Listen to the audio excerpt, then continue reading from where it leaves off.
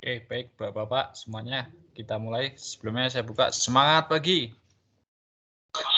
Semangat pagi. Pagi. Semangat pagi. Baik, selamat siang Bapak semuanya ya.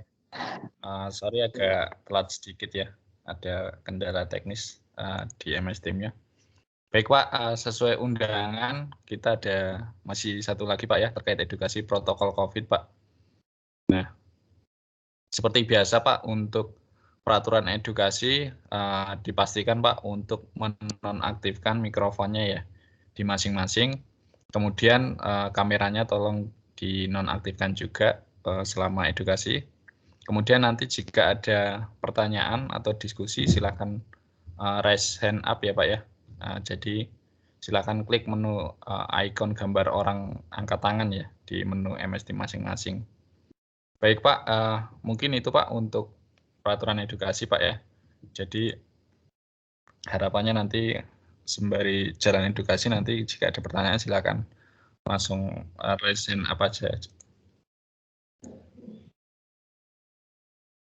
Baik Pak, memastikan lagi Pak untuk share screen di layar masing-masing Bapak-bapak sudah kelihatan? Sudah Pak. Oke baik, terima kasih Pak. Suara jelas Pak ya? Cukup jelas. Jelas Pak. Oke Pak. Jelas. Langsung kita lanjut Pak. Jadi judulnya terkait refresh Pak ya, terkait standar operasi prosedur, standar parameter, INK dan protokol ya, terkait COVID. Nah ini sedikit overview atau gambaran umum Pak. Jadi terkait gejala COVID ya. Jadi SARS-CoV-2 itu merupakan virus jenis baru Pak ya, yang pernah diidentifikasi sebelumnya pada manusia dan menyebabkan coronavirus disease ya 2019. Kenapa 2019? Karena ditemukan pada akhir Desember ya 2019 kalau nggak salah. Nah untuk gejala umum COVID-19 itu secara umum ada 4 ya, demam, batuk, nyeri tenggorokan, kemudian sesak. Nah ini adalah ciri-ciri secara umum untuk gejala COVID. Nah kasus berat sendiri itu meningkat pada orang yang dengan kondisi penyakit penyerta ya. Biasanya case gejala umum COVID itu menjadi kasus berat ketika pada penyakit penyerta pada si pasien ya. Nah, seiring berjalannya waktu gejala-gejala 4 tadi itu nggak cuma 4 aja. Nah, itu ada 9 daftar ya, dan mungkin dengan berkembangnya beberapa varian saat ini ya mungkin lebih dari 9 lagi mungkin ya. Nah, dari 9 ini itu ya salah satunya ada demam ya, batuk, sakit tenggorokan, panas dingin, kemudian berulang kali menggigil ya, alias gemetar dan dibarengi dengan panas dingin. Nah, itu merupakan gejala COVID, kemudian sakit kepala, kehilangan kemampuan lidah ya, dalam mengecap, rasa atau hidung ya, penciuman aroma, kemudian napas pendek atau kesulitan bernapas ya. Kemudian yang terakhir adalah nyeri otot Pak. Nah, itu merupakan gambaran dari gejala COVID ya. Nah, mungkin dari 9 ini mungkin Bapak-Bapak jika yang mudah-mudahan tidak mengalaminya ya, itu bisa ini ya, mengantisipasinya ya, atau bisa mengetahuinya secara dini lah setidaknya. Nah, kemudian kita masuk terkait dengan protokol new normal Pak ya. Jadi ini gambaran starter kit ya Pak ya, atau perlengkapan yang perlu Bapak-bapak persediakan ya saat bepergian atau saat melakukan cuti ya. Jadi ini menyesuaikan dengan kebutuhan kita Pak ya pada saat ini, sesuai dengan adaptasi kebiasaan baru ya. Nah, yang pertama starter kit yang perlu kita lengkapi itu adalah saat perjalanan kacamata Pak ya. Kacamata, masker, kemudian hand sanitizer, kemudian ada alat bantu ya, alat bantu buka pintu ya, mungkin itu tambahan aja. Yang paling penting adalah masker cadangan, hand sanitizer, masker, kacamata ya Pak ya, kemudian topi, baju lengan panjang ya, kemudian celana panjang, kemudian alat-alat lainnya Pak ya yang dibutuhkan ya, vitamin C, tisu basah, alat makan, dan helm pribadi dan botol minum lainnya. Nah, itu merupakan kebutuhan kita Pak ya untuk menyesuaikan adaptasi kebiasaan baru saat ini. Jadi kita lanjut Pak, terkait dengan disiplin 5M Pak ya. Mungkin Bapak-Bapak juga sudah familiar ya, mengetahui dan paham ya Pak terkait dengan 5M ya, serta disiplin menerapkannya saat beraktivitas baik di rumah ataupun di luar rumah Pak ya. Nah, M1 itu yang pertama adalah mencuci tangan Pak. Artinya setiap aktivitas dan sesudah aktivitas ataupun sebelum ya, itu Bapak-Bapak lebih sering ya atau rutin itu melakukan cuci tangan Pak untuk mengantisipasi kondisi yang kita nggak pernah tahu Pak, tangan kita memegang apa ya. Kemudian yang kedua adalah menggunakan masker Pak, itu pada saat dimanapun ya, kecuali tidur mungkin kalau di rumah bisa dilepas ya. Nah, kondisi masker ini memang sudah menjadi kewajiban ya, dimanapun kita berada itu wajib menggunakan masker. Kemudian yang M3 adalah menjaga jarak Pak, 1-2 meter. Nah, karena kita nggak tahu dan merasa kita ini sebagai carrier ya, kita nggak tahu ya carrier atau tidak, harapannya ya senantiasa selalu mencoba untuk menjaga jarak ya. Kemudian yang ke-4 adalah menghindari kerumunan Pak. Nah, dari mulai bisa menjaga jarak artinya ya tidak mengikuti kerumunan ya Pak ya. Kalau ada kerumunan ya sebisa mungkin menghindari Pak kerumunan tersebut. Nah, kemudian yang M5 adalah membatasi mobilitas Pak ya. Artinya sebisa mungkin kita jangan berpergian dulu Pak jika kondisi tidak penting ya Pak ya. Artinya meminimalisir lah aktivitas kemanapun ya dengan kondisi saat ini Pak ya. Nah, itu terkait dengan disiplin 5M Pak ya. Nah, ini sedikit gambaran Pak atau penjelasan terkait 7 langkah cuci tangan Pak ya. Yang pertama itu telapak tangan dengan telapak tangan ya Pak ya. Artinya pada saat mencuci tangan lakukan pembersihan dengan pembersihan di pertama itu telapak tangan dengan telapak tangan.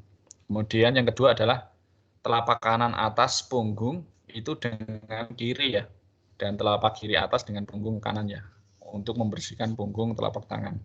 Kemudian yang ketiga adalah telapak tangan dengan telapak ya dan jari yang saling terikat ya, artinya membersihkan sela-sela jari dengan telapak tangan tadi. Kemudian yang keempat adalah letakkan punggung jari ya pada telapak satunya dengan jari saling mengunci ya. Nah, ini untuk membersihkan ujung jari dan kondisi di dalam lipatan jari ya. Kemudian yang kelima adalah jempol kanan digosokkan memutar oleh telapak kiri dan sebaliknya ya. Ini untuk membersihkan pinggiran jari-jari kita ya, jempol dan jempol ya. Kemudian jari kiri menguncup, gosok memutar ke kanan dan ke kiri ya, pada telapak kanan dan sebaliknya. Nah, ini untuk membersihkan ujung jari, Pak. Kemudian yang ketujuh adalah pegang pergelangan ya, dengan tangan kiri, dengan tangan kanan dan sebaliknya, gerakan memutar. Nah, ini untuk membersihkan pergelangan tangan kita, Pak. Baik, kita lanjut lagi. Nah, tadi terkait dengan 7 langkah cuci tangan yang benar, Pak ya. Nah, ini terkait dengan cara penggunaan masker, Pak, yang baik dan benar. Nah, sebelum menggunakan masker itu, pastikan, Pak ya, kondisi tangan itu bersih, Pak. Jadi sebelum kita menggunakan masker, pastikan kondisi tangan bersih, kemudian menggunakan air atau cairan alkohol, Pak ya, 70% sebelum dan sesudah menyentuh masker. Kemudian sangat dihindari Pak ya, atau tidak menyentuh bagian masker depan ya. Nah, kemudian yang kedua adalah pastikan masker itu menutup rapat hidung dan mulut dan sampai dagu bawah Pak ya. Jadi benar-benar tertutup. Kemudian lepas atau ganti masker jika memang kondisi lembab atau basah Pak. Kemudian selanjutnya adalah jika hendak melepas masker, pegang tali ikatan dan buang ke tempat sampah yang tertutup Pak. Jadi ketika mau melepas pastikan membukanya dari lepasan tali ya, dan dibuang di tempat yang seharusnya ya, atau tempat ini ya, pembuangan sampah ya, sesuai dengan ini. Kemudian yang sangat dihindari adalah menggunakan masker bergantian ya Pak ya, artinya sudah pasti sangat tidak dianjurkan. Kemudian yang kedua adalah pemakaian masker kain lebih dari 4 jam Pak.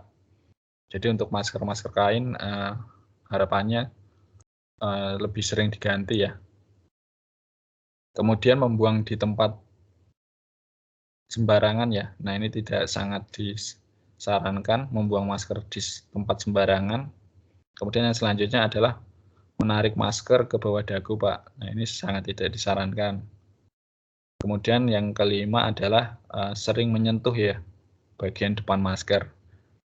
Nah itu adalah 5 hal yang harus dihindari Pak, atau sangat tidak disarankan untuk dilakukan.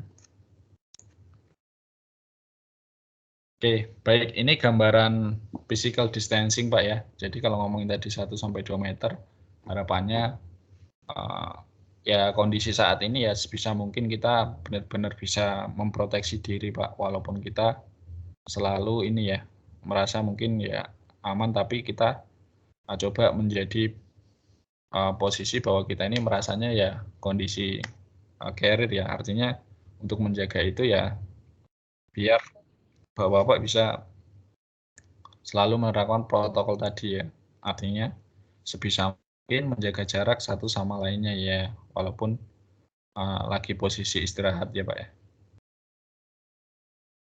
Oke, baik, kita lanjut. Ini gambaran menghindari kerumunan Pak. Jadi sebisa mungkin Pak, jika ada kerumunan diharapkan untuk tidak masuk di area kerumunan Pak ya, dan selalu dihindari. Nah, terkait mobilitas ya, membatasi mobilitas ya. Jadi kalau nggak penting-penting banget Pak, lebih baik di rumah ya, dan dikurangi untuk aktivitas keluar rumah, kecuali mungkin aktivitas yang benar-benar penting ya.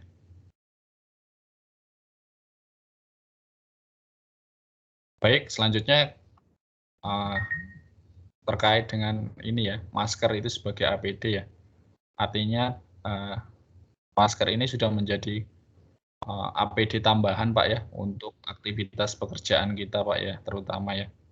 Jadi ketika kita tidak membawa masker itu dilarang masuk ke area kerja ya, bila tidak menggunakan masker ya. Masker wajib digunakan selama bekerja Pak ya. Kemudian tidak menggunakan masker sama dengan tidak menggunakan APD. Nah itu sudah masuk menjadi aturan saat ini untuk di area kerja ya. Nah itu SPJK nomor 11 ya Pak ya, tidak menggunakan alat pelindung diri ya, atau APD yang ditentukan.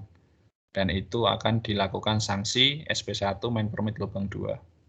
Kemudian aturan pakai masker kain ya, agar maksimal ya. Gunakan sisi yang sama ya untuk bagian luar, kemudian jangan menyentuh bagian bahan masker tadi ya.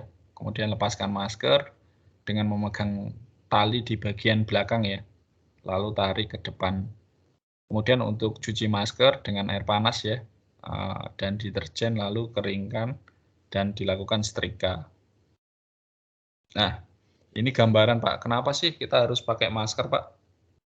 Nah, kalau kita lihat klasifikasi paparannya Pak ya, jadi kalau satu tidak menggunakan masker, satu tidak menggunakan masker, nah itu paparannya sangat very high ya Pak ya, artinya sangat tinggi.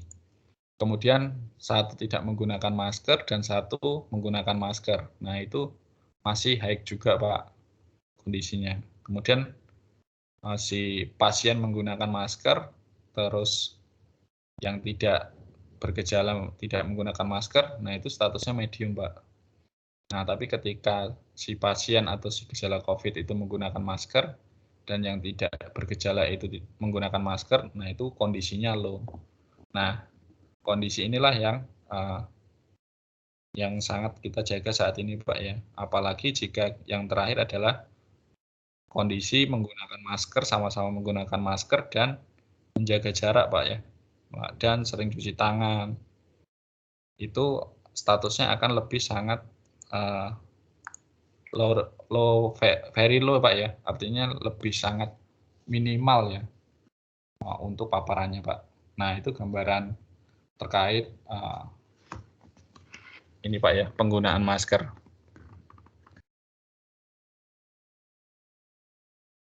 Oke, baik Pak, kita lanjut terkait dengan protokol keluar rumah Pak ya. Jadi kalau Bapak keluar rumah itu pastikan pakai jaket ya Pak ya, baju lengan panjang. Kemudian tidak perlu membawa aksesoris Pak, gelang dan cincin atau lainnya ya. Kalau mau pakai masker, pakai terakhir ya, sebelum keluar rumah ya. Jadi masker yang terakhir dipakai sebelum keluar rumah itu masih bisa dipakai. Kemudian usahakan Pak untuk tidak menggunakan transportasi umum ya Pak ya. Kemudian yang selanjutnya adalah pakai tisu di jari untuk menyentuh permukaan apapun. Jadi jika menyentuh permukaan apapun, selalu gunakan tisu. Atau sapu tangan ya, lalu buang ke tempat sampah ya. Terus jika batuk atau bersin, lakukan etika yang benar Pak ya. Gunakan siku ya pada saat batuk atau bersin. Kemudian usahakan Pak bertransaksi itu secara non tunai Pak, jika memungkinkan. Ya, artinya kita seminimal mungkin itu menggunakan uang cash Pak ya. Kemudian lakukan cuci tangan Pak atau gunakan hand sanitizer setelah menyentuh benda dan permukaan apapun. Kemudian yang selanjutnya jangan menyentuh wajah Pak ya sampai tangan itu benar-benar bersih. Kemudian selalu jaga jarak aman dengan orang lain minimal 1 meter ya. Nah, kemudian lanjut ke protokol masuk rumah Pak. Pas sampai rumah jangan langsung sentuh. Yang kedua itu buka sepatu sebelum masuk rumah jika menggunakan sepatu. Kemudian buka pakaian dan segera masuk ke dalam rumah dan pakaiannya langsung dimasukkan ke keranjang cucian ya. Kemudian selanjutnya adalah taruh tas, dompet, kunci dan lainnya dalam kotak di pintu ya. Masuk kemudian segera mandi ya. Kemudian selanjutnya kalau tidak bisa mandi, pastikan cuci semua area kulit ya yang terkena paparan udara. Kemudian yang berikutnya adalah bersihkan handphone atau kacamata Pak ya dengan alkohol ataupun disinfektan Pak. Yang terakhir adalah bersihkan permukaan atau benda yang kamu bawa dari luar dengan melakukan disinfektan Pak. Nah itu gambaran terkait protokol keluar rumah dan protokol masuk rumah Pak ya. Oke, baik Pak. Sebelum kita lanjut ke protokol 2, protokol wajib karantina, ada pertanyaan Pak terkait dengan protokol new normal tadi? Kira-kira hampir sama Pak ya, mungkin secara keseluruhan. Pak Fashion, silakan Pak. Ya, selamat siang. Ya, siang, ada Pak. sedikit pertanyaan. Ya, boleh Pak. Masker standar apa yang wajib dipakai di kerjaan, Pak? Kalau masker itu terakhir update itu 3 play Pak. Kita menggunakan 3 play Pak. Update terakhir itu untuk pembagian masker kain itu di SIS kemarin itu udah 3 play sih Pak. Itu SIS itu kemarin bagi 4 pieces ya untuk interval berapa bulan gitu. 3 bulan atau 2 bulan itu. Nah, nanti mungkin diinfo lagi Pak terkait itu Pak. Tapi sekarang ini kan gimana Pak? Jadi wajib 3 play. Gimana kalau kita memakai masker medis yang 2 play tapi double, itu diizinkan nggak? Itu bisa sih harusnya Pak. Kalau double 2 play. Jadi totalnya 4 play dong Pak. Iya, standarnya kan 3 play nih. Kita kan menggunakan masker medis 2 play tapi double. Jadi diizinkan aja ya. Kalau itu diizinkan aja Pak. Oh gitu ya. Oke. Tapi minimal standarnya disarankan untuk di area kerja itu 3 play saat ini Pak. Terakhir update itu. Siap. Oke, makasih Pak Fashion. Terus satu lagi Pak.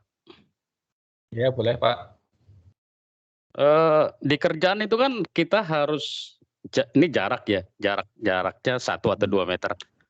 Itu kan di kerjaan Mm-mm. susah juga tuh kalau kerja sampai temannya kok jauh banget 2 meter gitu. Sedangkan kita contohnya kayak kita nyepring, ganti spring di trailer, itu jarak 2 meter tuh kayaknya nggak memungkinkan. Gitu, gimana Nah, Pak? mungkin untuk area kerja kan kita Pak, secara aktivitas memang ini Pak ya, mungkin eh, pekerjaan ya hal-hal yang nggak bisa memungkinkan untuk distancing kan setidaknya kita lengkapin dengan APD sarung tangan dan masker tadi Pak ya. Iya, iya, iya. Nah, itu kan statusnya masih kondisi low Pak. Kayak tadi kan kita nggak melakukan physical distancing dan nggak cuci tangan, tapi sama-sama menggunakan masker. Nah, itu kan masih dalam range kondisi low untuk paparannya.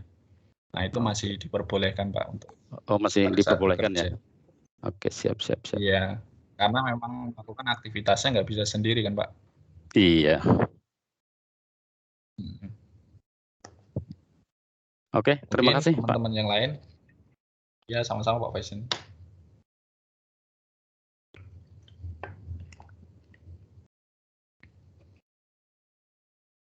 Baik Pak, kalau nggak ada yang lain, saya lanjut Pak ya. Saya lanjut ke protokol wajib karantina Pak. Nah, protokol wajib karantina itu kalau kita mengikuti dengan INKKPE ya, atau dari standar parameter terkait dengan penanganan karyawan karantina terkait pengendalian COVID yang dikeluarkan di 2020 dari teman-teman KPE itu ada 7 kriteria Pak ya yang wajib karantina. Yang pertama itu kedatangan keluarga Pak, keluarga tinggal serumah ya dari luar ring 1. Itu dari luar ring 1 itu artinya di luar dari Tabalong, Balangan, HSU, Barito Timur dan Barito Selatan ya. Nah, itu salah satu wajib karantina Pak ya. Jika ada kedatangan keluarga di luar dari area 5 tersebut itu. Kemudian yang kedua adalah karyawan yang mengalami kontak erat Pak dengan orang cash ya Pak ya, rapid test reaktif atau COVID-19. Nah, itu di mana itu dinyatakan sebagai layer 1 atau layer 2 risk Pak. Nah, itu sangat disarankan untuk melakukan karantina terlebih dahulu 14 hari ya. Kemudian yang ketiga adalah anggota keluarga serumah mengalami sakit Pak yang mengarah ke gejala COVID. Nah, itu harapannya sama Pak ya, melakukan karantina dulu Pak ya, karena anggota serumah Pak. Kemudian yang keempat adalah PCR dengan menunggu hasil rapid test Pak, dan PCR terkait dengan case tertentu ya, gejala yang dialami karyawan berstatus ODP ya. Ini artinya orang dalam pengawasan Pak ya. Biasanya sih yang seperti ini seperti ini ya, yang teman-teman yang cuti terus melakukan perjalanan kemudian masuk mes karantina dan melakukan PCR ya sebelum masuk kerja itu mereka standby dulu ya untuk menunggu hasil rapid test atau PCR-nya ya sampai statusnya dinyatakan negatif ya. Kemudian yang kelima adalah karyawan yang kembali melakukan perjalanan ring 1 ya sama ya. Ini hampir sama dengan yang D. Luar ring 1 itu di luar dari Tabalong ya. Nah, itu wajib melakukan karantina dulu Pak ya. Kemudian yang keenam adalah mengalami sakit Pak yang mengarah ke gejala COVID. Itu ditandai dengan yang tadi Pak ya, yang disampaikan di awal, demam, batuk pilek. Nah, itu harapannya bisa menginformasikan ya kondisinya, kemudian dan melakukan karantina. Kemudian yang terakhir adalah mengunjungi fasilitas kesehatan Pak untuk keperluan berobat atau mendampingi rawat jalan maupun rawat inap ya keluarga ya. Nah, itu disarankan untuk melakukan karantina Pak. Nah, itu terkait dengan status karantina Pak ya. Itu 7 hal itu tadi wajib melakukan karantina. Oke, selanjutnya kita lanjut pembahasan ke detail protokol kedatangan keluarga, Pak ya. Nah, ini gambaran secara flow-nya, Pak ya. Jadi ketika kedatangan keluarga, Bapak itu menginformasikan ke atasan ya. Nanti ke atasan akan memutuskan seperti apa Bapak melakukan karantina dulu ya. Akan diinformasikan bahwa Bapak itu kedatangan keluarga dari ring 1, Pak ya. Nanti melakukan karantina, kemudian nanti setelah melakukan karantina 14 hari dan kondisi sehat, itu nanti biasanya akan dilakukan screening kesehatan dulu, Pak, sebelum masuk ya. Di hari ke-14, jika lulus nanti Bapak bisa langsung kembali bekerja, jika tidak itu biasanya akan dilakukan karantina lagi, Pak, sesuai dengan rekomendasi dokter ya, Pak ya. Terus selama karantina apa sih yang harus dilakukan? Yang harus dilakukan adalah melakukan monitoring kesehatan, Pak ya, sesuai dengan program ya. Kita ada namanya Monkesbud, Pak, monitoring kesehatan ya. Itu melalui Telegram.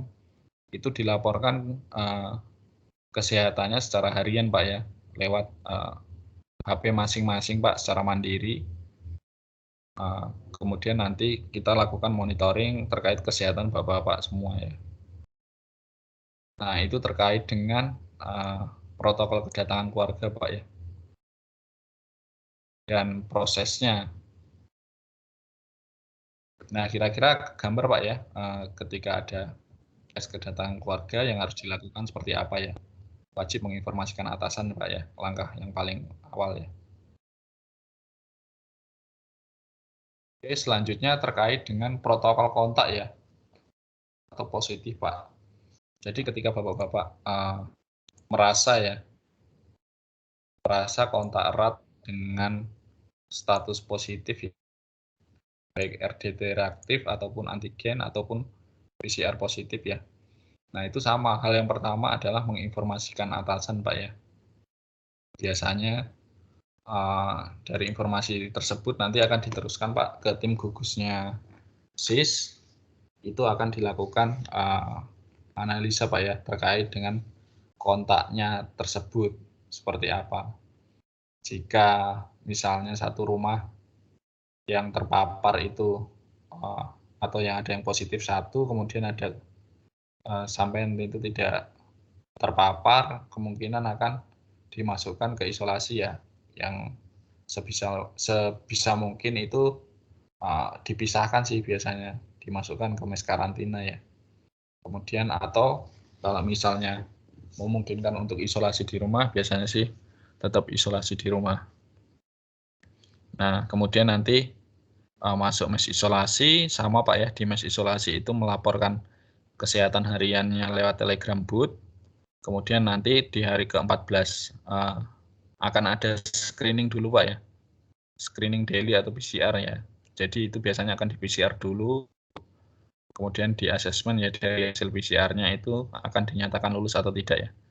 Biasanya kalau hasilnya itu negatif, itu bisa lanjut bekerja ya. Kemudian jika tidak, biasanya masih lanjut tetap karantina ya. Nah, itu gambarannya, Pak, untuk yang sama ya, kontak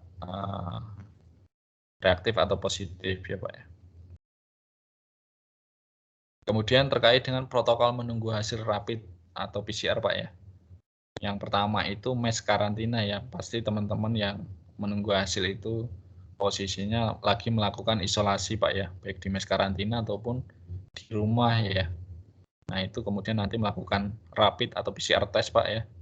Kemudian nanti hasil PCR rapid atau tesnya keluar, itu nanti hasil lulus atau enggaknya biasanya dinyatakan dengan hasil positif atau negatifnya ya. Nah, ketika hasilnya negatif bisa kembali bekerja ya. Nunggu beberapa hari sih biasanya. Kemudian jika tidak itu akan dilakukan PCR atau rapid test lagi ya. Nah, itu terkait dengan protokol menunggu hasil rapid atau PCR ya. Nah, kemudian yang terkait protokol sakit gejala COVID, Pak ya. Jadi ketika Bapak-Bapak mengalami gejala COVID tadi, itu dipastikan, Pak, menginformasikan atasan ya. Menginformasikan atasan dan diharapkan itu jangan masuk dulu ketika kita merasa mengalami sakit gejala yang mengarah ke COVID, itu harapannya sih jangan masuk dulu dan menginformasikan ke atasan. Atasan akan memberikan keputusan untuk untuk tindakan selanjutnya. Yang jelas Bapak-bapak jangan masuk dulu, menginformasikan atasan, nanti akan ada proses karantina mandiri dulu Pak ya. Artinya Bapak-bapak dipastikan melakukan karantina mandiri dulu. Kemungkinan nanti jika statusnya suspek itu untuk saat ini akan dilakukan screening kesehatan ya nanti ya. Bisa jadi nanti di PCR atau hanya monitoring kesehatan Pak ya selama 14 hari. Kemudian selama karantina sama Pak ya tadi ya, melakukan telegram booth laporan kesehatannya di Monkes. Ketika screening kesehatan lulus itu bisa kembali bekerja. Kemudian jika tidak masih tetap melanjutkan karantina Pak ya. Selanjutnya terkait dengan protokol mengunjungi vaskes Pak ya. Jadi mengunjungi vaskes ini yang pertama sama Pak, hal pertama kali yang wajib dilakukan adalah menginformasikan atasan ya terkait dengan aktivitas kunjungan vaskes Bapak-bapak tadi. Kemudian memberikan informasi mungkin ya jika sampai berobat atau seperti apa ya, atau ada keluarga sakit ya di rumah sakit, itu bisa ditunjukkan dengan surat keterangan mungkin ya dari rumah sakit ke atasan bahwa memang lagi ada kondisi keluarga sakit atau diri sendiri Pak ya, sedang melakukan pengobatan. Nah dari situ nanti akan dilakukan karantina Pak ya, karantina mandiri biasanya dari ketika melakukan kunjungan vaskes, biasanya 14 hari dihitung dari keluarnya rumah sakit Pak ya, 14 hari sama Pak, selama karantina mengisi monitoring kesehatan, kemudian nanti di hari ke-14 itu akan dilakukan screening Pak ya. Screening ketika lulus, langsung kembali bekerja, jika tidak itu biasanya dilanjut dengan proses karantina Pak. Oke, nah ini intervensi PCR Pak, dan komitmen keluaring 1 Pak ya. Jadi ada beberapa hal yang memungkinkan untuk bisa kembali bekerja ya, salah satunya yang kunjungan vaskes tadi ya. Jadi karyawan yang telah menjalani rawat inap atau rawat jalan ya di lain fasilitas kesehatan dengan penyakit bukan COVID, itu akan melaksanakan karantina mandiri 14 hari. Namun di poin 6, solusi poin 5 di atas itu dapat digantikan dengan pemeriksaan PCR test ya, yang dilakukan minimal di hari ketiga Pak, bagi karyawati ya, yang diminta segera kembali bekerja.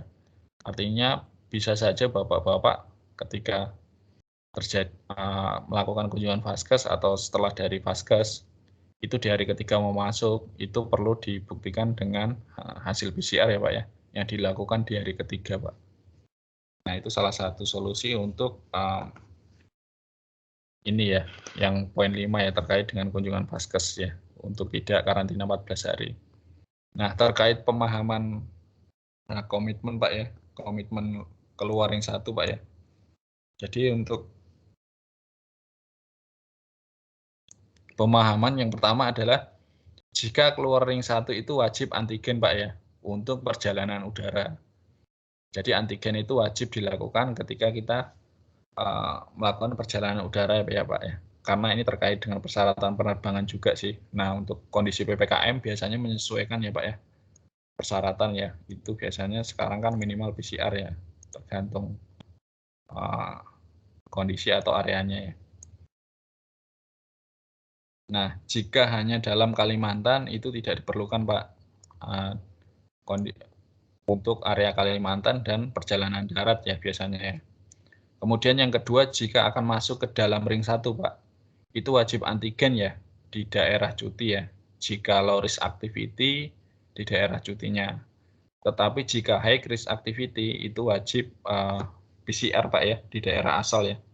Jadi sebelum ke masuk ring 1 itu wajib PCR jika statusnya adalah kondisi high risk ya, atau zona merah mungkin ya pemahamannya. Kemudian dan semua yang sudah tiba di ring 1 itu nanti akan diwajibkan PCR di hari keempat Pak, untuk intervensi ya, masuk tidak perlu sampai karantina 14 hari.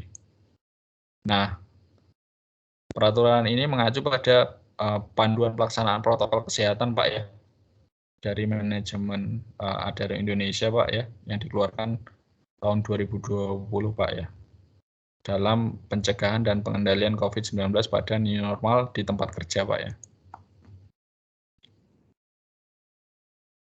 Oke, kemudian pelanggaran penyakit penyerta ya, terkait dengan pelanggaran ya Pak ya. Jadi untuk yang memiliki penyakit penyerta Pak, seperti tekanan darah tinggi dan jantung, diabetes, dan lainnya, dan ibu hamil, itu dapat diperbolehkan Pak kembali ke set dengan ditentukan risk assessment-nya Pak ya. Terlebih dahulu oleh dokter, perusahaan, dengan kriteria penilaian yang sudah ditetapkan. Nah ini mengacu pada lampiran 1 Pak ya. Nah, ini ada pengecualian-pengecualian Pak dengan kondisi-kondisi penyakit penyerta untuk pekerja ya, ataupun ibu hamil sih. Biasanya itu yang ibu hamil biasanya sih di WFM kan ya, untuk aktivitas kerjanya dengan kondisi saat ini. Nah, itu sama ya, mengacu pada memo AI tadi ya. Baik Pak, sebelum kita lanjut lagi ke protokol MES, yang tadi terkait dengan ini ada pertanyaan Pak terkait dengan ini ya protokol karantina ya. Ada pertanyaan Pak sebelum kita lanjut?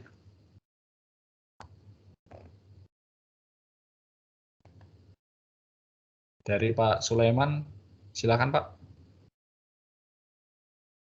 Ini Pak, seandainya kita udah vaksin 2 kali kan, setelah itu kita melakukan perjalanan keluar ring 1, apakah wajib antigen apa tidak?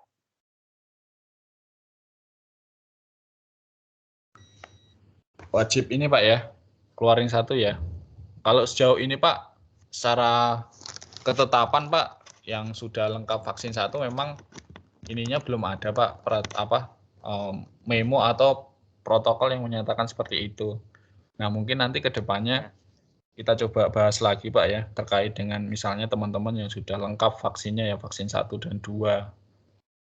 Nah, itu treatmentnya seperti apa ketika melakukan masuk ring 1.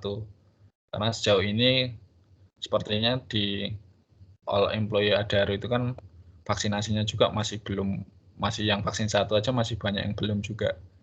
Nah, karena sejauh ini belum ada review terkait untuk yang sudah lengkap vaksin 1, vaksin 2 ya Pak ya. Sejauh ini kita referensinya masih mengacu pada ya tadi wajib melakukan intervensi PCR Pak di hari keempat ya, pada saat akan masuk area kerja. Nah sementara sih masih mengacu pada referensi itu Pak. Jadi mau nggak mau ya masih tetap ngikut ini intervensi PCR itu tadi atau antigen tadi ya. Nah paling itu Pak Sulaiman penjelasannya. Nanti coba kita review lagi Pak ya, terkait dengan perubahan ini ya, penyesuaian dengan kondisi saat ini. Cukup menjawab Pak Sulaiman ya? Ya, sudah Pak. Oke. Bapak-bapak yang lain mungkin ada Pak terkait dengan protokol karantina Pak? Di sebelumnya kira-kira seperti itu tidak Pak ya? Untuk protokol karantina. Pak Faison raise hand Pak? Atau Pak Kairul Pak? Silakan Pak. Ya dengan Pak Kairul Pak. Gini, kalau yang sebelumnya kan Pak, kita kalau mendatangi fasilitas kesehatan, itu kan kita lapor ke dokter yang ditunjuk sama perusahaan, dan kalau kita mengantar, tapi kita tidak ikut masuk ke fasilitas kesehatan, kita menunggu di luar saja, itu tidak ada prosedur untuk karantina. Nah, yang ini mungkin bisa diperjelas lagi Pak, bagaimana itu Jet? Oke Pak. Jadi kalau tadi kan memang kunjungan Vaskes ya, itu ada pemahaman terkait dengan mungkin di sebelumnya mengantar tapi hanya mungkin nunggu di rumah ya. Menunggu di luar ya mungkin ya, mengantar tapi nggak ikut masuk. Nah kalau tadi sih pemahamannya Pak terkait kunjungan Vaskes itu ya tadi kita melakukan pengobatan atau mengantar keluarga ya. Ya mengantar keluarga itu ya bisa jadi karena keluarga kan ngomongnya satu rumah Pak dia Pak. Ya tetap aja sih kondisinya keluarga satu rumah, kondisi ini Pak ya. Kondisi memungkinkan potensi high risk-nya itu ada Pak, karena dia melakukan kunjungan vaskes tadi. Nah itu sebenarnya yang seperti itu sebenarnya tinggal gimana kitanya ini Pak, untuk ketika ada keluarga yang melakukan kunjungan vaskes ya, mungkin tadi kayak misalnya kita ngantar keluarga ke vaskes, tapi kita nggak ikut masuk.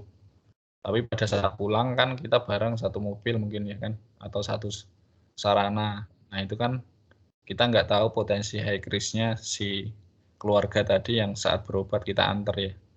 Kemudian pada saat aktivitas di rumah kita nggak tahu juga ya seperti apa. Nah untuk meminimalisir itu memang ketika ada aktivitas seperti itu ya diinformasikan Pak terkait dengan keluarga tadi ya, kunjungan vaskes tadi. Tapi kalau memang merasa untuk potensi high risk-nya itu kecil Pak ya, artinya ya memang merasa udah inilah, udah aman lah. Artinya kan tadi udah cuman hanya ngantar di depan, harusnya sih aman ya. Nah itu bisa aja Pak, bisa dianggap ya bukan kunjungan vaskes ya. Karena bapaknya sendiri kan nggak masuk ke vaskes ya. Nah kira-kira seperti itu Pak. Mungkin Pak, bahasanya yang dianggap ini ya benar-benar masuk rumah sakit lah Pak, interaksi rumah sakit ya. Ya kemungkinan besar seperti itu Pak, untuk kunjungan vaskes, karena kan kita biasanya kalau kunjungan vaskes pasti disarankan pada saat konsultasi ke dokter, pastikan nomor antriannya itu kalau bisa yang terakhir, sudah tidak ada lagi antrian di luar vaskes, dan kita sebagai yang tukang antar itu juga tidak boleh masuk ke dalam ruangan pemeriksaan. Nah, iya Pak, itu benar Pak. Kalau itu menjamin kondisi potensi high risk-nya kecil ya harusnya sih aman aja Pak. Jadi Pak, makasih itu aja Pak. Karena terakhir itu ada ini juga Pak ya, kan kebanyakan vaksin itu di fasilitas kesehatan Pak ya. Nah, terkait dengan protokol ini kan sebenarnya bertentangan.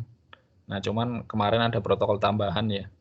Ketika kita melakukan kunjungan vaskes tersebut untuk vaksinasi dengan protokol yang ketat, ya mungkin ya pakai masker, terus baju lengan panjang, terus ya pokoknya seminimal mungkin lah kondisinya, dan pakai hand sanitizer ya kan, pulang terus mandi dan sebagainya, itu masih diperbolehkan untuk masuk bekerja Pak. Artinya kalau protokolnya Bapak merasa itu sudah ketat, harusnya sih aman aja Pak. Gitu. Nah itu salah satu tambahan ya, informasi terkait dengan kunjungan vaskes ya. Nah mungkin nanti yang protokol ini akan menyesuaikan Pak ketika tadi ya aktivitas-aktivitasnya sama ya. Kunjungan vaskesnya seperti apa tipikalnya. Kalau hanya vaksin atau berkunjung mengantar kan interaksinya nggak begitu high potensial ya terhadap para nakes ya mungkin. Karena nggak melakukan pengobatan langsung ya. Nah mungkin seperti itu Pak Khairul penjelasan tambahannya. Ada lagi Pak dari teman-teman?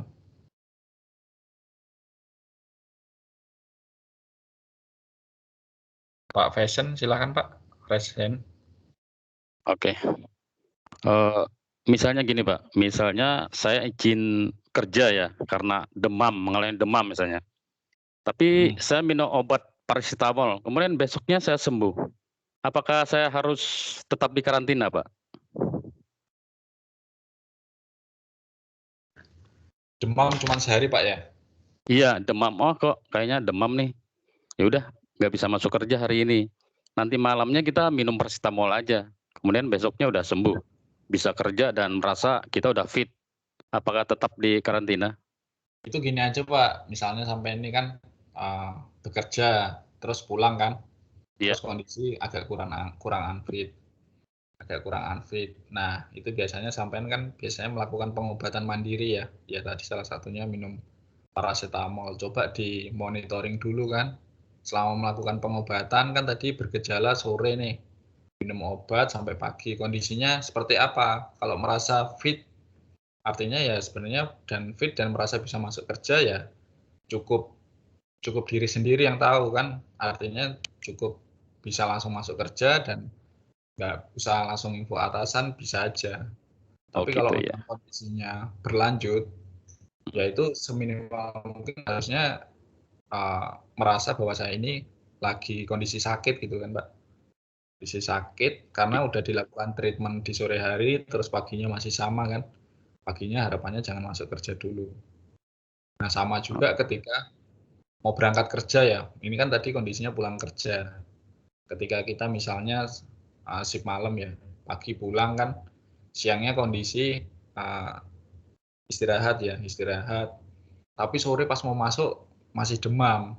Nah itu harapannya sih nginfo aja ke atasan. Artinya kan shift malamnya nggak jadi masuk misalnya kan. Nah ketika masih ada kondisi seperti itu, menginformasikan ke atasan. Nah nanti bapak-bapak itu akan menjadi status ini ya Pak ya, suspek ya. Bergejala sih sebenarnya bergejala tapi mungkin ini ya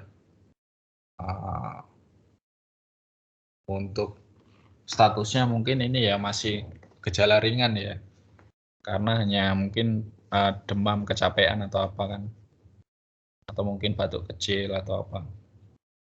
Nah itu wajib menginformasikan sih Pak karena tujuannya adalah menghindari potensi yang lebih besar Pak ke teman-teman ya. Nah kira-kira seperti itu Pak Fashion Pak penjelasan tambahan. Oke, terima kasih Pak. Oke sama-sama Pak. Mungkin dari bapak-bapak yang lain? Oke, baik Pak. Kalau nggak ada mungkin itu Pak ya. Jadi cukup tergambar Pak ya. Jadi ketika ada kondisi seperti ini, apa sih yang harus saya lakukan gitu kan? Ketika kondisi seperti ini, apa sih yang harus dilakukan ya sesuai dengan standar parameter kita tadi Pak ya. Kemudian sama ya Pak ya, pada saat aktivitas kerja saya itu harus bawa APD apa sih pada saat kondisi sekarang. Ya tadi masker ya, hand sanitizer itu wajib dilengkapin ya Pak ya. Nah, ini mungkin sedikit sekilas saja Pak terkait dengan protokol MES ya, karena mungkin Bapak-bapak yang di sini kan lebih banyak yang non-MES ya. Nah, ini ketika di MES kita ada protokol MES juga Pak. Jadi jam istirahat itu diatur ya. Untuk jam istirahat di MES itu jam 21 sampai jam 4 itu sudah wajib masuk kamar semua ya. Dan istirahat, kemudian shift 2 itu jam 8.30 sampai 11.30. Itu di kamar 13.30 sampai dilanjut dengan jam 15 ya. Nah, untuk penghuni MES sendiri itu sangat dilarang Pak melakukan makan bersama ya. Mungkin ada beberapa teman-teman yang biasa mungkin udah makan bareng, terus ngumpul di satu kamar. Kemudian saling berkunjung ya antar kamar itu sangat dilarang. Kemudian saling bertukar makanannya dan barang lainnya itu sangat dilarang. Dan di area MES itu sama Pak ya, aturannya wajib masker Pak ya selama saat keluar dari kamar dan selalu menjaga jarak Pak ya, 2 meter. Nah, pelanggaran atas ketentuan di atas itu nanti akan dikenakan sanksi Pak ya, sanksinya sesuai dengan sanksi PKB Pak. Nah, itu akan disesuaikan pelanggaran jika ada pelanggaran di protokol MES tadi. Oke, baik Pak. Selanjutnya kita lanjut terkait dengan protokol perjalanan Pak ya, on atau offset Pak ya, dan keluarga. Nah, ini mungkin sekilas saja Pak, terkait dengan protokol perjalanan onset offset Pak ya. Nah, untuk protokol perjalanan onset offset itu yang pertama onset dulu Pak ya, rute udara ya. Jadi ketika kita mau onset rute udara itu dari rumah itu diwajibkan naik travel ya, travelnya itu juga diwajibkan travel sendiri ya. Travel sendiri itu artinya atau mobil pribadi lah. Kalau misalnya ada mobil pribadi, travel sendiri itu juga disarankan untuk charter ya. Artinya sebisa mungkin tidak ada penumpang lain ya di travel tersebut. Ya mungkin kalau di kota-kota besar mungkin bisa naik Grab Pak ya. Cuman kita aja sendiri yang naik di angkutan tersebut. Kemudian menuju airport,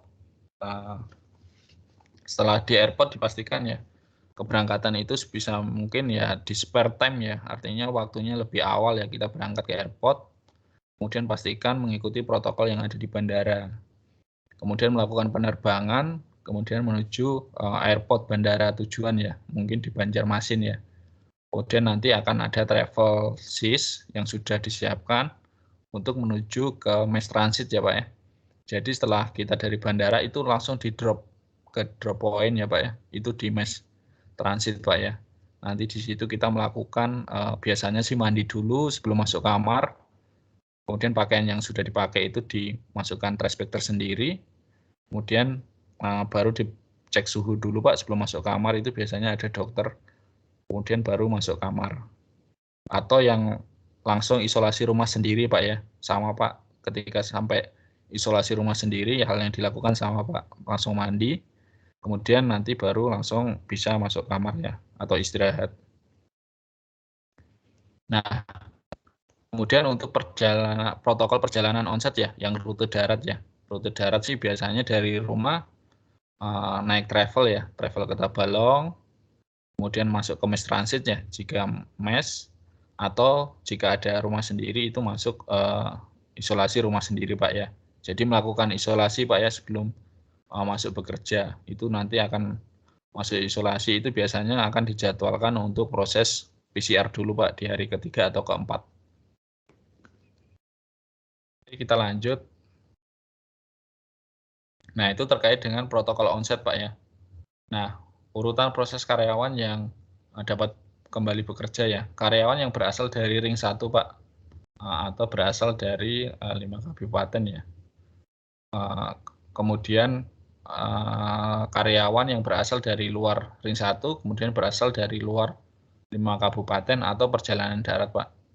Kemudian karyawan yang berasal dari luar ring 1 dan berasal dari luar 5 kabupaten ya,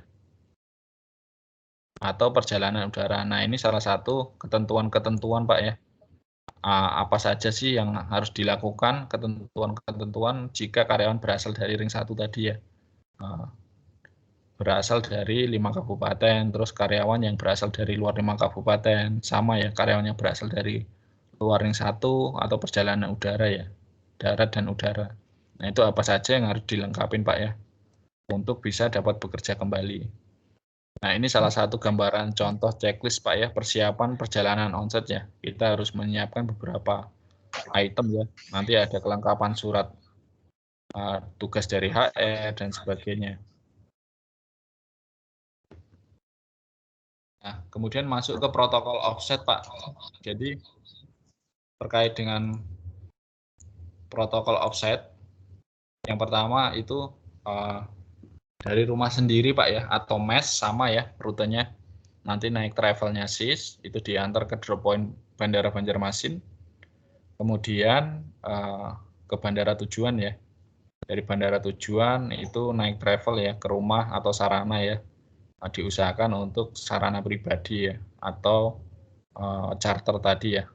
Terus masuk ke rumah, sampai rumah pastikan ya protokolnya sama ya, sama dengan yang tadi ya, protokol sebelum masuk rumah ya. Pastikan lepas baju semuanya dan melakukan pembersihan diri dulu. Kemudian untuk rute darat ya, perjalanan offset sama Pak, dari mes ataupun rumah sendiri, perjalanan travel, kemudian sampai dengan rumah tujuan ya. Nah itu protokolnya sama Pak. Nah, urutan proses karyawan untuk dapat menjalankan cuti itu yang pertama adalah ada beberapa karyawan cuti dari area ring 1 Pak. Nah itu standar aktivitinya apa aja Pak yang harus disiapkan untuk cuti dalam 5 kabupaten ya, atau ring 1. Terus karyawan yang berasal dari ring 1, luar ring 1 ya Pak ya, di luar kabupaten itu yang melakukan perjalanan darat itu apa aja yang harus disiapkan untuk melakukan cuti perjalanan darat tadi. Kemudian yang perjalanan udara apa saja yang harus disiapkan Pak ya. Nah itu kriterianya ya untuk menjalankan cuti ya. Dan ini checklist gambaran Pak yang harus disiapkan, yang pastinya telah mengikuti self assessment ya, telah menandatangani surat komitmen Pak untuk karyawan yang akan keluar ring 1 ya, bahwa akan mematuhi protokol pada saat cuti ya. Kemudian telah melaporkan poin 1 dan 3 ya sebelum keberangkatan, surat tugas, surat hasil rapid test dan sebagainya ya untuk syarat penerbangan dan lainnya. Nah, ini flow proses saat rapid antigen Pak ya, gambaran untuk teman-teman yang pada saat sebelum offset Pak. Jadi nanti ada list keberangkatan Pak ya, list keberangkatan yang sudah diajukan dan disetujui Pak dari HC bahwa yang bersangkutan sudah bisa melakukan offset. Nah, nanti dari list tersebut biasanya akan melakukan rapid antigen ya, biasanya di klinik dulu melakukan rapid antigen untuk persyaratan penerbangan, dan sebelum melakukan rapid antigen dipastikan biasanya teman-teman itu diminta untuk membawa set pakaian ganti Pak ya, karena untuk mengantisipasi case yang kita nggak inginkan kan biasanya ada beberapa yang tiba-tiba hasilnya positif ya. Nah itu biasanya langsung dilakukan isolasi karantina Pak ya, tidak di mes sebelumnya, biasanya langsung diisolasi di mes isolasi Pak. Nah itu kenapa wajib membawa set pakaian ganti Pak pada saat melakukan rapid antigen ya. Kemudian nanti hasil keluar, jika statusnya negatif kembali ke mes yang sebelumnya, tapi jika tidak nanti akan dilakukan mes isolasi Pak. Nah ketika kita mes isolasi kan tidak sama dengan mes sebelumnya, jadi kenapa diperlukan untuk membawa pakaian set ganti tadi. Nah kemudian ketika sudah tiba di rumah Pak pada status offset ya, nah ini Bapak-Bapak pastikan melakukan pengisian daily Pak ya, melakukan pengisian daily Monkes HC ya, jadi monitoring terkait dengan kesehatannya selama cuti itu lewat Monkesboot ya. Kemudian kembali ke set sesuai dengan habis masa ST ya. Nah, jika ada tidak kesesuaian ya Pak ya terkait dengan pelaporan harian Pak, jadi pada saat kita akan mengembalikan teman-teman yang offset di luar ring 1 itu, kita melakukan assessment selection Pak ya. Jadi dari kesehatannya, kemudian lokasi historikalnya Pak ya selama 14 hari ke belakang seperti apa. Apakah masih ada keluar dari area titik lokasi karantina ya, atau rumahnya lah. Nah itu kita lakukan asesmen. Nah jika terjadi laporan yang tidak sesuai, itu biasanya akan kita lakukan sanksi Pak ya, terkait dengan pelaporan tersebut sesuai dengan PKB pasal 49 Pak ya, nomor 16. Nah itu dilakukan pembinaan secara lisan ataupun non lisan Pak yang pertama. Kemudian dilakukan SP secara bertingkat ya. Kemudian untuk yang tidak memenuhi syarat keberangkatan onset karena alasan poin 1 ataupun alasan lain yang tidak bisa diterima, itu nanti silahkan dilakukan PCR ya, disesuaikan dengan aturan yang berlaku di HR. Jadi ketika sudah jadwal ST-nya habis, terus kondisinya tidak memastikan ini ya, kondisinya tidak meyakinkan untuk bisa kembali ke set, ya mungkin masih ada laporan kondisi sakit dan sebagainya, itu akan diintervensi dengan PCR Pak ya, untuk bisa kembali ke set. Jika sebelumnya itu persyaratannya antigen, itu biasanya kita minta untuk persyaratan PCR Pak. Nah itu terkait gambaran untuk yang akan kembali ke set. Oke, ini gambaran terkait dengan protokol perjalanan keluarga Pak ya. Mungkin ada beberapa teman-teman yang di ring 1 akan melakukan perjalanan protokol bersama keluarga ya, untuk di area Kalimantan mungkin.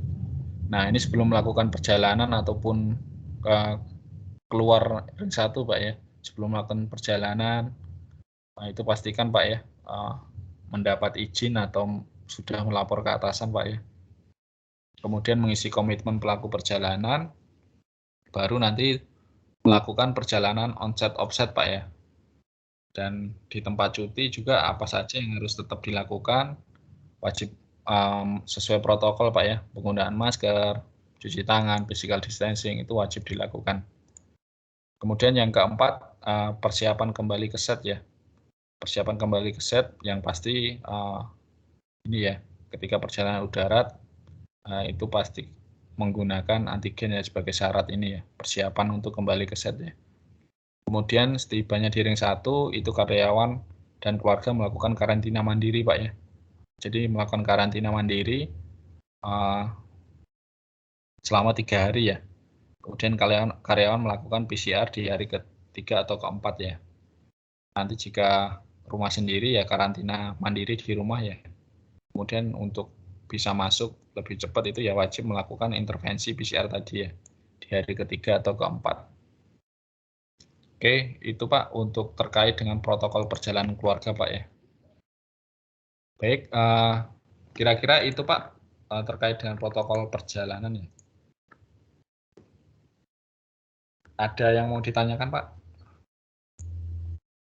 Mungkin itu sekilas saja Pak ya terkait dengan protokol onsite offset Pak ya untuk teman-teman yang cuti keluar ring 1 ya.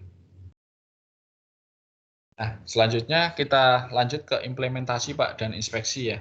Jadi ada beberapa hal Pak menyesuaikan dan selalu untuk mengantisipasi Pak ya. Kondisi COVID saat ini kita ada beberapa penerapan Pak implementasi di area kerja. Yang pasti yang pertama kita ada adago Pak ya. Jadi mengisi adago sebelum berangkat kerja itu memang wajib Pak.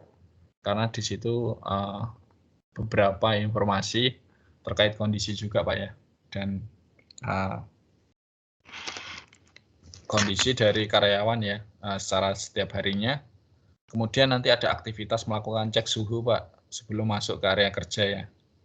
Kemudian penerapan physical distancing itu di dalam bus dan sarana ya seperti apa. Kemudian APD lengkap nih normal itu wajib masker dan hand sanitizer Pak ya. Kemudian penyediaan tempat cuci tangan ya, hand sanitizer di area kerja.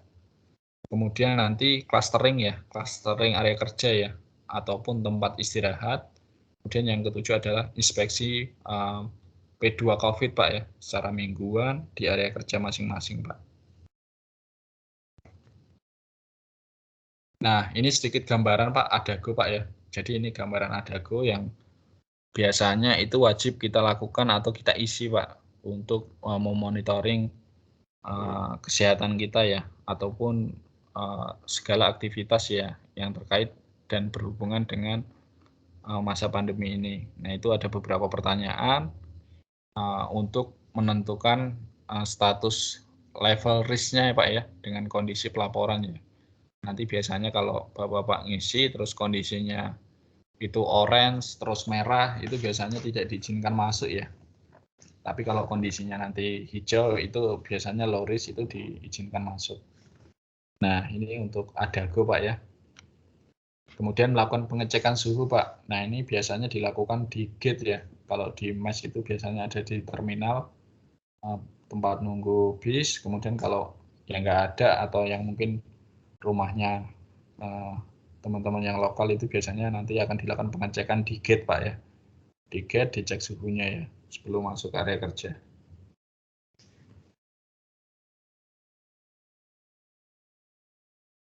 Nah, ini physical distancing di dalam bis, Pak. Jadi kalau di dalam bis itu sebenarnya sebelumnya kita setting aturnya itu D1, D2 sama NEC ya. Jadi kalau sebelumnya itu ada dua kloter pemberangkatan ya kalau untuk yang shift 1 ya. Itu dulu itu ada di jam pagi, jam berapa ya? Jam 8 atau jam 9 ya. Kemudian sama malam, Pak. Tapi seiring berjalannya waktu mulai ada kebijakan Pak ya terkait physical distancing di dalam bis, itu bisa duduk di bersebelahan ketika bis itu sudah dilengkapi dengan sekat Pak ya, sekatnya sekat plastik Pak. Nah itu yang saat ini sedang berjalan ya, artinya kondisi physical distancing di dalam bus itu diterapkan dengan menggunakan plastik sekat ya di seatnya masing-masing. Jadi yang D1, D2 itu udah nggak ada lagi. Oke, kita lanjut. Nah, ini gambaran salah satu APD tambahan tadi Pak ya, masker dan hand sanitizer Pak. Jadi teman-teman yang bekerja itu wajib membawa. Nah ini salah satu kelengkapan yang kadang dilakukan inspeksi Pak dan wajib teman-teman bawa. Nah ketika ada yang tidak membawa itu biasanya memungkinkan masuk dalam kategori pelanggaran protokol Pak ya. Karena sudah menjadi bagian APD wajib pada saat bekerja atau memasuki area kerja PKB 2B Pak. Oke, baik Pak. Ini terkait gambaran penyediaan cuci tangan Pak ya di beberapa titik atau lokasi area ya. Poin-poin yang merupakan titik-titik kritikal Pak ya. Salah satunya ya finger itu Pak ya. Finger itu setiap selesai finger dipastikan kita melakukan hand sanitizer Pak ya. Karena di sebelah finger itu biasanya tersedia hand sanitizer Pak untuk melakukan ini ya. Disinfektan untuk tangan tadi ya. Kemudian untuk cuci tangan juga ada Pak. Jadi ketika kita baru turun bis biasanya bisa melakukan cuci tangan juga Pak. Kemudian terkait dengan clustering area kerja Pak ya, di tempat kerja, di area kerja ataupun tempat istirahat.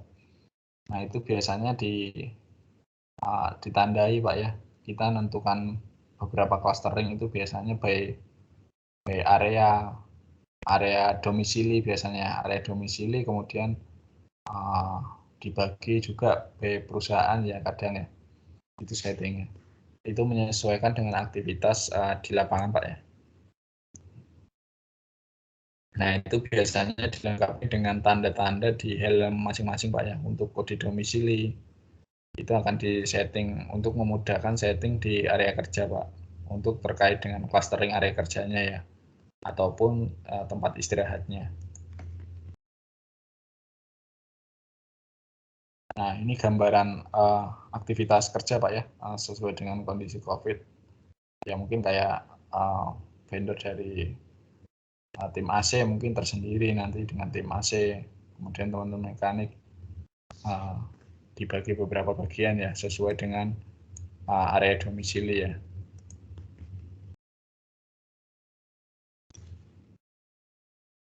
Nah, ini gambaran tempat istirahat Pak ya. Dengan kondisi saat ini kita lakukan penyekatan ya. Ada yang menggunakan penyekatan plastik ataupun menggunakan tanda demarkasi ya, atau tanda tempat istirahatnya. Nah, dilakukan titik-titik biasanya sih seling satu ya. Jadi satu dengan yang lainnya minimal jaraknya ya hampir setengah meteran lebih ya.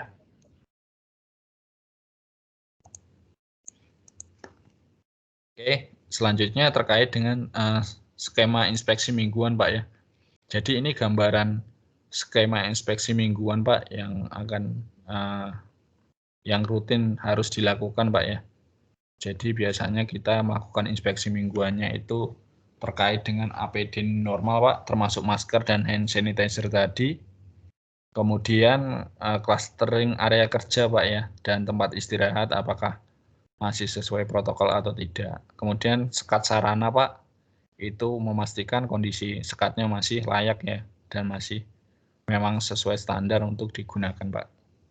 Nah itu beberapa item-item inspeksi yang wajib dilakukan ya, dengan kondisi saat ini.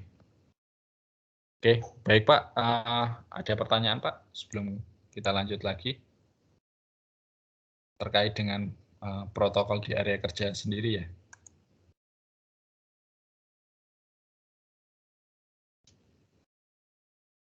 Pak Fahmi, silakan Pak. Sama Pak Fashion ya. Pak Fahmi dulu. Silakan dianut Pak.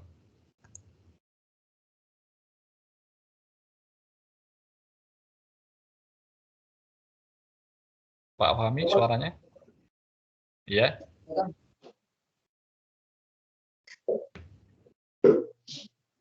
Pak Fahmi?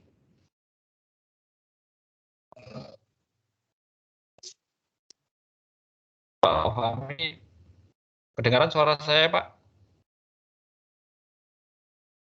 Pak Fahmi Hidayat?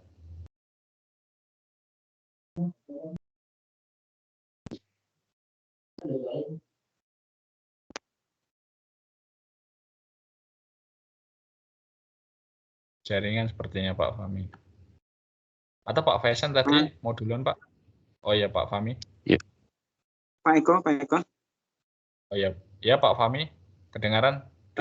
Terkait dengan ini Pak, terkait dengan protokol COVID yang di bus ya, itu kan sekarang sudah dilengkapi dengan sekat plastik. Nah tadi saya ikut bus S654, memang ada beberapa yang disekat dan ada beberapa yang mungkin ya patah atau memang tidak ada atau seperti apa. Nah itu memang nanti ini Pak, mungkin bisa jadi peluang social distance-nya nggak terjaga kalau sekatnya itu tidak lengkap. Kalau seandainya teman-teman mungkin urgent busnya udah nggak ada lagi, bisa langsung naik bus itu Pak. Nah, itu sih feedback sih Pak. Tadi saya naik bus 654. Nah itu mungkin memang ini Pak ya. Itu sebenarnya nanti jadi follow up Pak ya. Jadi artinya kondisi-kondisi seperti itu kan kondisi nggak sesuai standar ya, karena harusnya sekat tapi sekatnya rusak kok nggak diperbaiki. Nah itu kan potensi ya, karena misalnya teman-teman udah nggak ada seat lagi, ya mau nggak mau ya duduk di situ. Nah itu nanti harapannya bisa di-capture di ini Pak, di inspeksi mingguan Pak, dan menjadi follow up untuk teman-teman GA Transport Pak ya, agar berarti ada inspeksi mingguan terhadap transport berarti Pak Eko ya berarti ya? Iya Pak. Nah itu nanti bisa di bis itu mungkin bisa diinspeksi barengan kali Pak ya, dengan tim GA atau teman-teman plan ya.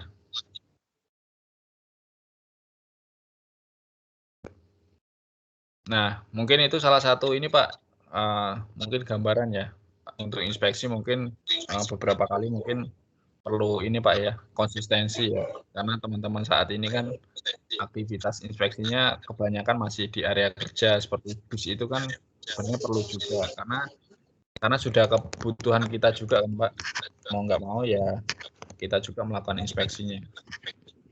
Nah itu nanti bisa diaktifin lagi lah, karena sudah kebutuhan standarisasi Pak ya, yang harus kita terapkan Pak.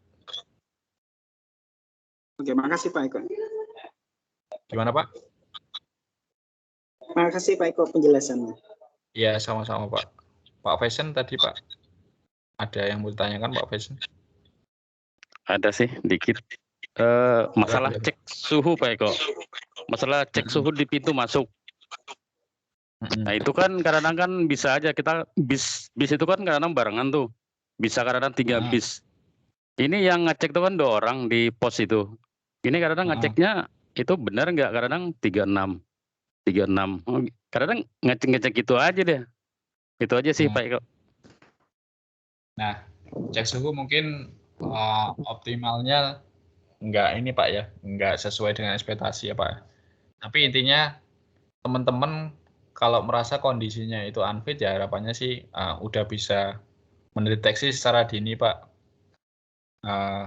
Memang pengecekannya di gate itu kalau saya lihat ya nggak begitu optimal ya mungkin ya, karena kondisi rame dan serba mau cepat juga kan Pak. Tapi harapannya sih iya betul. Deteksi awalnya ya teman-teman pada saat mau bekerja pastikan kondisinya ya aman lah, kondisi sehat lah. Jika merasa pada saat udah berangkat udah masuk tiba-tiba pada awal shift ya merasa kondisinya kurang sehat, ya harapannya bisa merasa untuk melakukan isolasi sendiri dulu Pak. Di area kerja ya diminimalkan untuk interaksi dengan yang lainnya atau menghindar ya, atau cari tempat tersendiri dulu. Nah paling seperti itu Pak untuk mengantisipasi, karena itu juga wilayahnya teman-teman security di gate Pak ya. Mungkin ya keterbatasan juga. Oh iya. Atau Pak Eko saya usul aja. Di workshop itu bisa nggak habis rest itu nanti tugasnya mereka safety itu cek suhu setelah rest. Bisa sih Pak, itu kita masukkan jadi usulan boleh Pak, untuk mengidentifikasi teman-teman kondisi harian Pak ya. Nah, betul. Boleh Pak, nanti saya coba up ke teman-teman siswa ya. Iya. Ya, di atas terkait pengecekan suhu. Oke, terima kasih Pak Eko. Ya, terima kasih Pak Fashion untuk masukannya. Baik, Bapak-Bapak yang lain ada lagi Pak sebelum kita lanjut? Pak Endi, silakan Pak. Ini Pak Eko, semangat pagi. Ya, semangat pagi Pak Endi. Iya, mau nanya menyambung masalah punya Pak Fahmi Hidayat Pak Eko. Untuk apa, kontrol yang di transportasi itu kira-kira perlu nggak ya di setiap seatnya itu harus disemprot disinfektan dari vendornya sana Pak Eko. Karena kita kan bergantian shift dan bergantian orang kan berbeda-beda, ada yang dari mes, ada yang dari luar. Itu kira-kira dari pihak vendornya transportasi itu pernahkah melakukan untuk penyemprotan disinfektan dan laporannya itu kemana gitu Pak? Kalau disinfektan sepertinya kemampuannya nggak dilakukan kayaknya Pak kalau kondisi saat ini. Nah, tapi nanti coba kita lihat kontrolnya dari teman-teman GA Pak ya. Kalau dari teman-teman GA sejauh ini hanya pasang sekat, terus ya sudah sepertinya. Nah, paling kita proteksi dari diri kita ya misalnya itu berpindah-pindah ya harapannya tadi ini Pak. Kita lebih kuat ke protokol diri sendiri Pak. Kondisi seperti itu kan bergantian, kondisi tangan mungkin saat makan ya wajib cuci tangan dan sebagainya. Mungkin kalau kondisi baju bisa jadi ya dipastikan ya baju ketika sudah sampai rumah itu wajib langsung dicuci aja Pak. Artinya kita punya spare ganti lebih dari satu ya. Nah, kira-kira dengan menyikapi kondisi seperti itu ya harapannya ya lebih mengoptimalkan ini Pak, proteksi diri Pak ya. Karena kalau berharap ke teman-teman vendor itu ya agak susah sepertinya Pak. Apalagi sarannya cukup banyak kayaknya. Tapi ya mungkin mereka ada sih aktivitas disinfektan tapi mungkin nggak setiap hari Pak. Nah, padahal itu kan perlu dilakukan setiap hari. Iya, betul Pak Eko, betul. Harusnya mereka nggak melakukan setiap hari, cuman ada preventifnya di seminggu sekali seperti kita kan inspeksi di seminggu sekali. Nah, harusnya vendor itu melakukan penyemprotan di seat transportasinya tuh seminggu sekali, paling tidak seminggu sekali. Kalau yang protokol di mes itu kan untuk transportasi bis yang masuk ke mes untuk pengecekan suhu itu kan sudah dilakukan penyemprotan tapi di bagian luar Pak Eko. Iya benar Pak. Setiap masuk mes itu. Nah, cuman untuk yang di dalamnya ini yang belum Pak Eko. Iya benar itu Pak. Masukkan aja sih Pak. Mungkin nanti bisa jadi reminder Pak buat teman-teman GA Transport nanti. Nanti kita coba betul. Teman-teman transport. Iya betul. Oke, itu aja Pak Eko, makasih Pak Eko. Ya, terima kasih Pak Endik untuk sarannya ya, masukannya. Oke, sama-sama Pak Eko. Baik, Bapak-Bapak yang lain mungkin ada lagi Pak, tambahan Pak.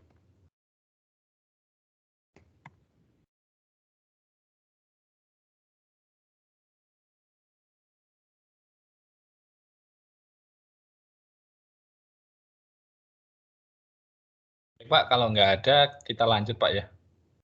Selanjutnya, ini sepertinya materi terakhir Pak, terkait dengan protokol medical check-up ya Pak ya. Nah, medical check-up ini biasanya berhubungan atau berkaitan dengan perpanjangan main permit Pak. Nah, itu wajib untuk saat ini, itu kan udah dibuka lagi ya. Main permit itu wajib melakukan medical check-up. Nah, beberapa aturannya yang wajib Bapak ketahui adalah biasanya medical check-up itu saat ini kondisinya disease itu dilakukan pada saat teman-teman jika yang cuti lokal itu dilakukan pada saat setelah cuti lokal Pak biasanya. Jadi setelah cuti baru melakukan medical check-up ya untuk kelengkapan syarat perpanjangan main permit. Dan itu biasanya dilakukan 14 hari. Nah, ketika jadwalnya mepet, biasanya mau nggak mau ya di standby-kan untuk melakukan medical check-up. Nah, tujuannya apa, Pak? Tujuannya ketika hasil antigen, biasanya kan di antigen dulu, Pak, sebelum medical check up. Itu biasanya antigen tersebut itu adalah tujuannya untuk menghindari layar, Pak. Layar dari area kerja. Kenapa di standby kan ketika hasilnya yang pada saat antigen itu tidak kita inginkan, harapannya sih layarnya sedikit. Nah, itu salah satu kenapa pada saat medical check up diperlukan untuk standby atau melakukan isolasi mandiri ya, 14 hari. Nah, itu mungkin tambahan Pak terkait dengan protokol medical check up Pak ya. Nah, untuk aturan detailnya nanti ada beberapa ya Pak ya, yang perlu dilengkapin, wajib mengisi link di Primera Klinik, H-1 dan sebagainya ya, dan kelengkapan yang harus dibawa pada saat MCU. Nah, kira-kira itu Pak gambaran untuk medical check up. Mungkin dari sini sebelumnya apakah seperti itu Pak ya? Kalau di teman-teman PAMA ya sebelumnya atau XKPP. Hampir sama Pak ya? Wajib standby dulu sebelum MCU. Iya sama aja Pak Eko. Sama aja Pak. Biasanya kita setelah cuti biasanya juga di pelaksanaan. Nah ini kan Bapak-Bapak kan teman-teman permitnya kan masih yang lama, kemungkinan akan disesuaikan lagi kan nanti. Artinya harus menyesuaikan ini lagi. Tapi MCU-nya kan sudah Pak. Sejauh ini sudah Pak ya? Udah Pak, sebelum masuk ke sini kan kita udah MCU duluan, cuman main permitnya aja nih yang belum update. Berarti tinggal proses induksi aja Pak ya sebenarnya Pak? Proses induksi sudah Pak? Induksi belum. Belum ya? Nah nanti biasanya ada proses induksi dulu kali Pak ya? Tapi nanti coba saya tanya-tanya dulu Pak. Karena saya juga kayaknya ketinggalan informasi untuk yang teman-teman new hire. Baik Pak, itu terakhir Pak ya untuk materi terkait dengan protokol COVID. Kira-kira itu saja Pak yang bisa saya sampaikan, harapannya pemahamannya sama Pak ya, baik protokol pada saat di luar area kerja ataupun di dalam area kerja. Jadi harapannya sama-sama nanti pemahamannya sama dan penerapannya juga bisa konsisten Pak ya, dan benar-benar diterapkan. Baik Bapak-Bapak, ada diskusi lain Pak? Sebelum saya lanjut atau saya tutup, kita buka diskusi Pak. Pak Rahmani, silakan Pak. Pak Rahmani, dipersilakan dulu.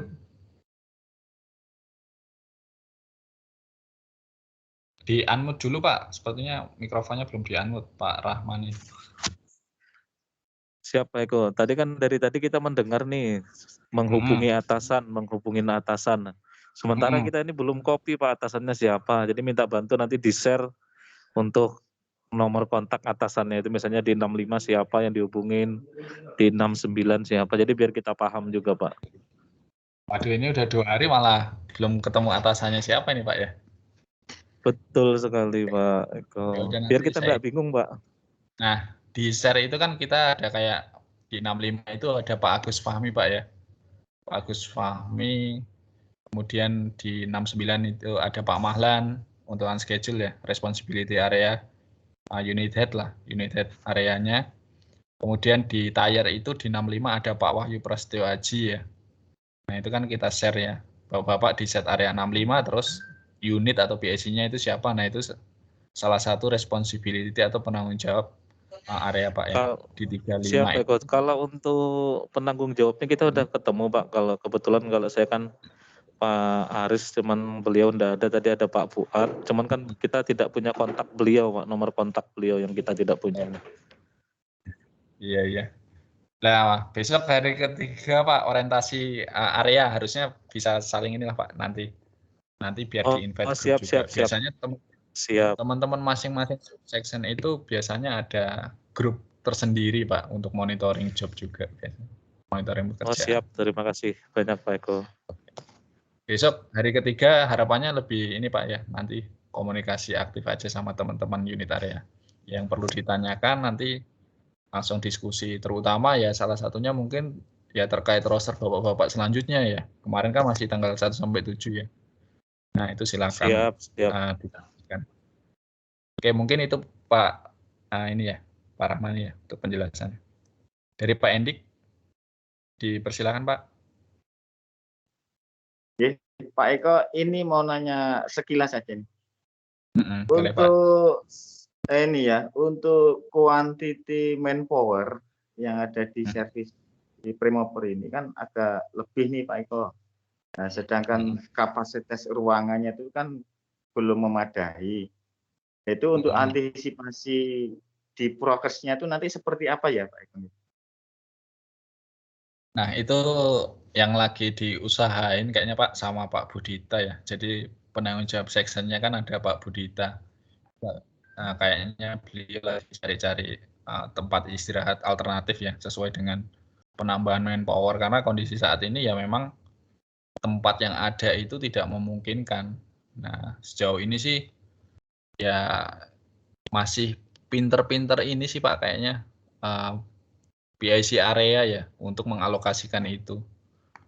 Nah, sejauh ini teman-teman yang new hire nih istirahatnya di mana? Ya, sementara ini masih ada yang di ruang training PPD, ada di ruang training istirahat yang terbagi dua periode, yang satu istirahat jam sekian sampai jam sekian, yang satu istirahat. Nah, itu ruangan itu kita manfaatkan sementara. Cuman kalau dilihat dari kapasitasnya ini tidak memungkinkan juga untuk teman-teman yang di servis nih Pak Eko. Yang sebelumnya lah ya, sebelum kita datang ini, nah itu kayaknya masih belum mencukupi Pak Eko. Memang kurang Pak ya? Ya betul. Kayaknya kapasitasnya memang overload ini. Tidak sesuai dengan prokesnya ini. Nah itu nanti jadi tugas itu kayaknya Pak. Tugas ini ya. Pak Budita lah. Nanti juga teman-teman yang servis bisa diskusi lah untuk alternatifnya ya. Tapi sejauh pandangan Pak ya. Artinya tadi kan kalau kita lihat risk ya.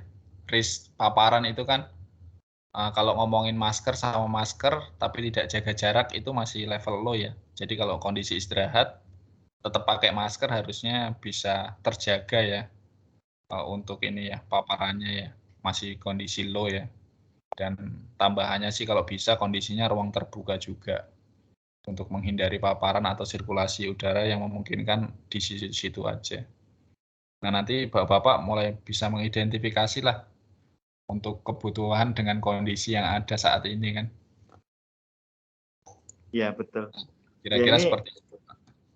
Ya sementara kan saat terjadi pandemi ini Pak, kemungkinan kalau pandeminya sudah berlalu ya mudah-mudahan cepat berlalu dan kita bisa menyesuaikan. Kalau itu sudah berlalu kayaknya ruangannya itu sudah mencukupi. Tapi karena ada pandemi ini kayaknya ruangannya nggak memumpuni Pak. Iya benar Pak. Nah itu nanti disesuaikan aja dulu Pak sejauh ini. Yang penting teman-teman itu selalu disampaikan ya dengan kondisi seperti itu ya tadi Pak. Istirahat pastikan pakai masker aja dulu kan. Ya istirahatnya ya sejam 2 jam kan. Ya mungkin kalau makan ya dibuka nggak apa-apa makan. Tapi kalau bisa bergantian mungkin Pak. Untuk menghindari ya itu tadi gas-gas ini. Dan satu lagi pastikan kesehatan teman-teman itu selalu jujur Pak. Jadi ketika dia kondisi unfit bisa menyampaikan ke atasan dan kita bisa melakukan ini kan Pak decision yang tepat. Misalnya kita alokasikan dia tersendiri dulu kan. Karena dia udah terlanjur masuk mungkin ya kan pas kondisi masuk kondisi sakit kan. Nah itu diusahakan untuk tidak dicampur. Nah, paling penyesuaian itu Pak yang bisa dilakukan untuk sementara. Iya. Oke Pak Eko, terima kasih sarannya Pak Eko. Iya sama-sama Pak. Mungkin Bapak-Bapak yang lain ada lagi Pak?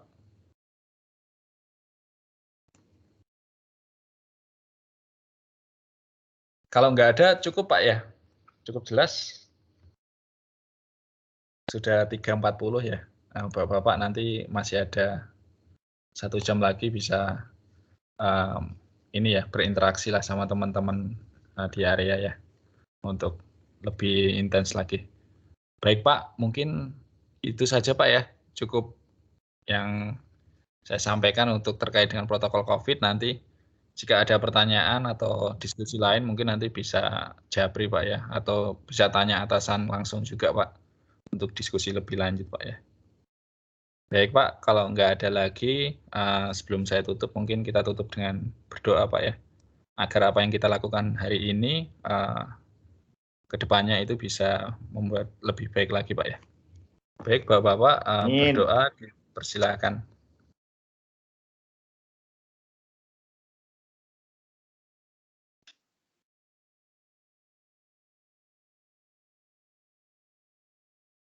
Berdoa selesai. Akhir kata saya tutup dengan semangat pagi. Terima kasih. Pagi. Pagi keren.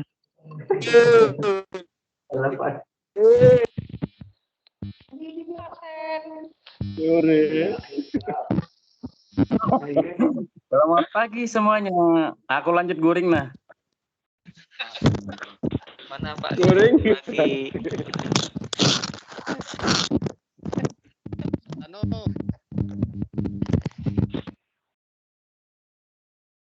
Ganti. Segar Sidin.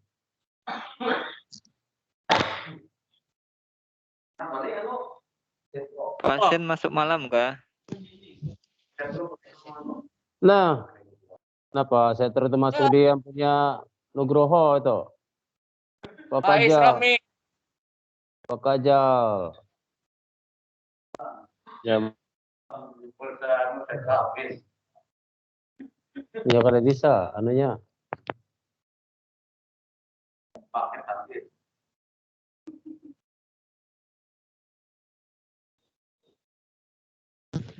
Pasien nggak tidur Kajer. Ya lanjut nih tidur, masih ada 1 jam nih. Oke. Sampai jumpa teman-teman besok.